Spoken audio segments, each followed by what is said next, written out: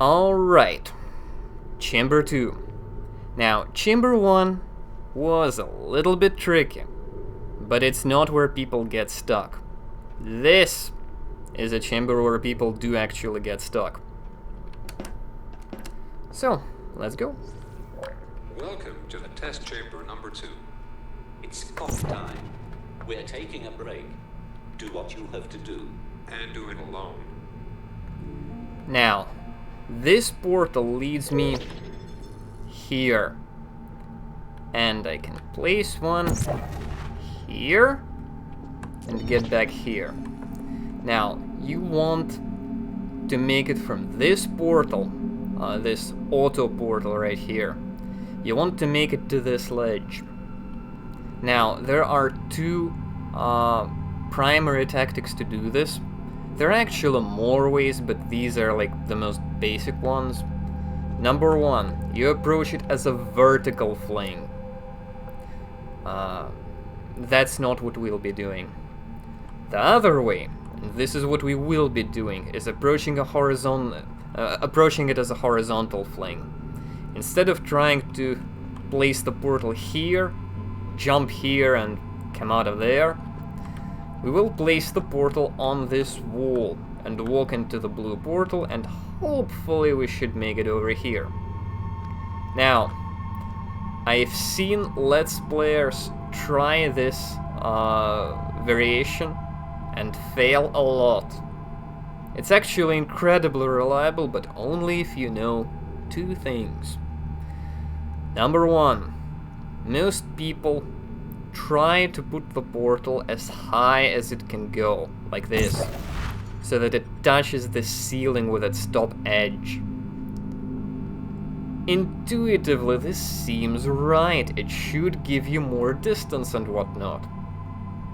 But in this specific case, it is actually a terrible idea. When you walk into this portal, you will come out of this portal at an upward angle.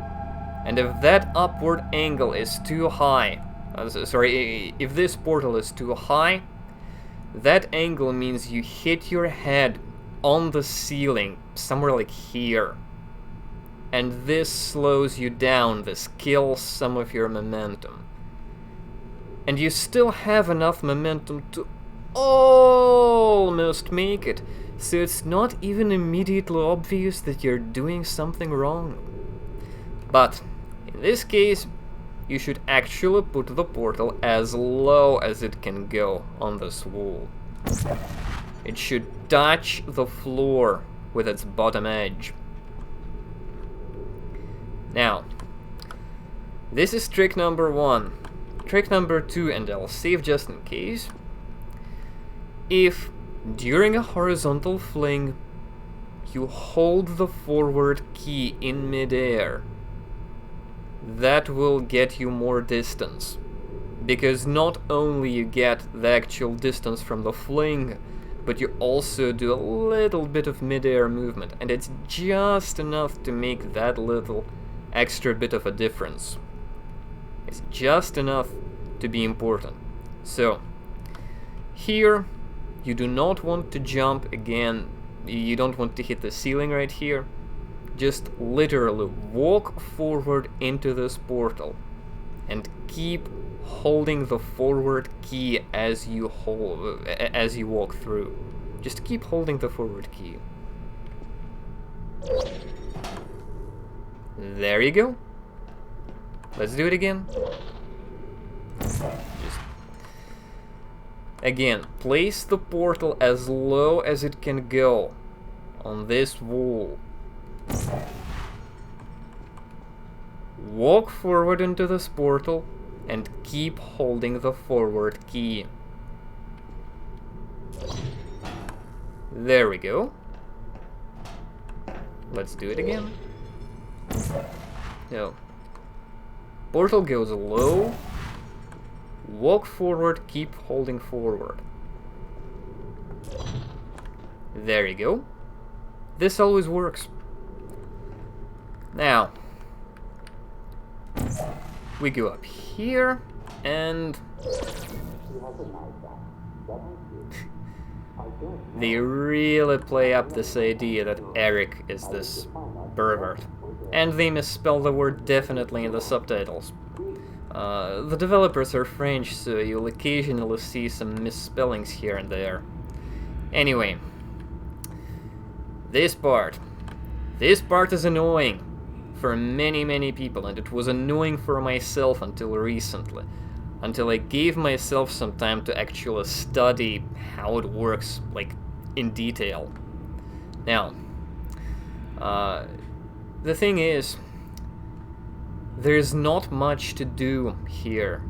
There's no real room for alternative solutions. It's just a vertical fling. And excluding some fairly crazy tactics with, like, placing one portal here, it's really weird. Anyway, excluding the crazy tactics, there's nothing else to do. You just do the vertical fling. There's no room for variation. Not only that, it's one of the most basic ideas you can have on Portal.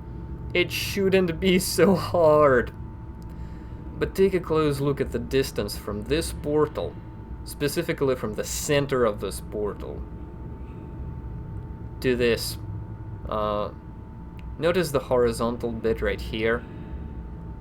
So not only do you need to get enough height, but you also need to do the horizontal distance thing pretty much perfectly. There is simply not that much time to reorient yourself. And that exposes a very interesting problem in Portal 1's engine that I did not know about until I tried to make Prelude as consistent as possible. So, thanks Prelude for teaching me something new about Portal 1's engine. I did not know that. Anyway, so, when you jump from floor portal to floor portal, or sometimes if you just come out of a floor portal, you can get these crazy camera angles that you're not normally supposed to have in the Portal 1 engine. The engine does not really like those angles, and the game kinda freaks the hell out. The problem is that in these camera angles, when you hold forward, it actually thinks you're going backward, because it's forward from the viewpoint of that crazy camera angle. And similarly, if you go backward while doing this, it can reinterpret that as going forward instead of backward, because again, it's backward from the point of view of that camera angle. Combine this with the way portal orientation is already not very intuitive, and you're getting into a lot of trouble. But, for whatever reason, the game never misinterprets sideways movement. A lot of these things become a hell of a lot more consistent if you do them by strafing sideways. So,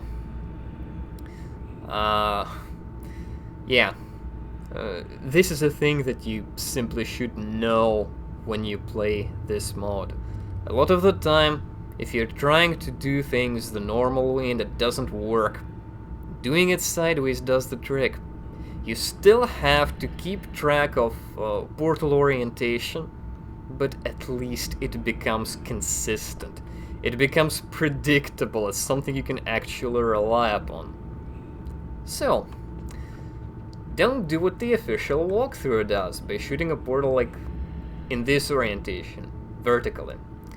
Instead, you want your orange portal to be sideways.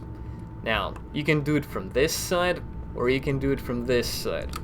I'm more used to this side, so that's what I'll be doing. Now, you want to shoot a sideways portal onto this floor. Like that. Now, save just in case. You want to come as close to the center, right here, of the portal, and as close to the edge as you can without falling off. Because what you want to do is to jump into this portal with the slightest forward nudge to make sure you don't overshoot it. If it's vertical, you can't overshoot it, but since it's sideways, you can actually just jump over it. And obviously that's not what you want to do.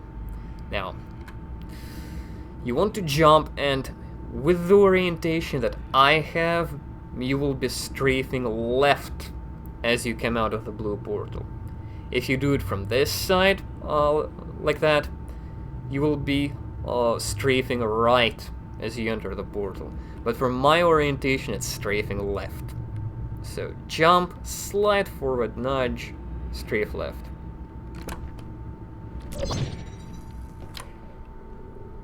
And there we go.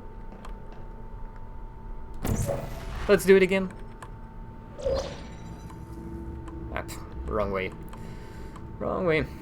Okay, so crouch to make sure you don't fall off by accident. This really helps with like small and subtle movements. Make your portal. Slight nudges like that. Okay, save just in case. Jump, slight nudge forward, strafe left.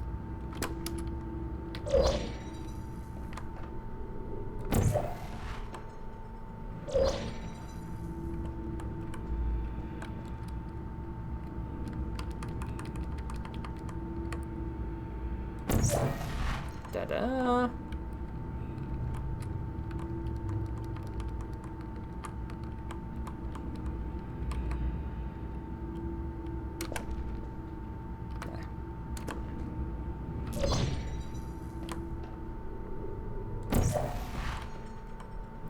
Now I'll actually show the other orientation as well, just so that we're on the same page, but I have not used this as often, so I might fail this one at first, but I don't think I will.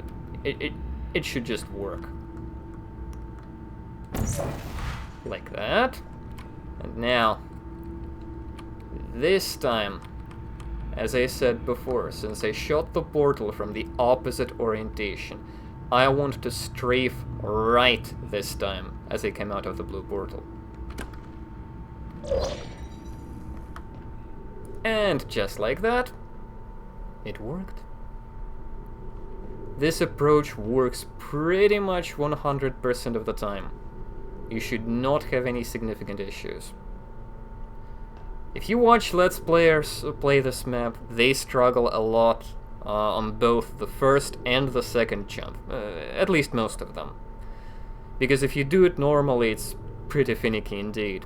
But if you do it like I do, no problems at all. Now, this jump is fairly easy, so you should not have that many issues. So, just to maximize your chances, jump into this portal and hold the forward key as you go through. You shouldn't have to do that, but it helps. Well done. Go on to the next room. And there we go. That was Chamber 2.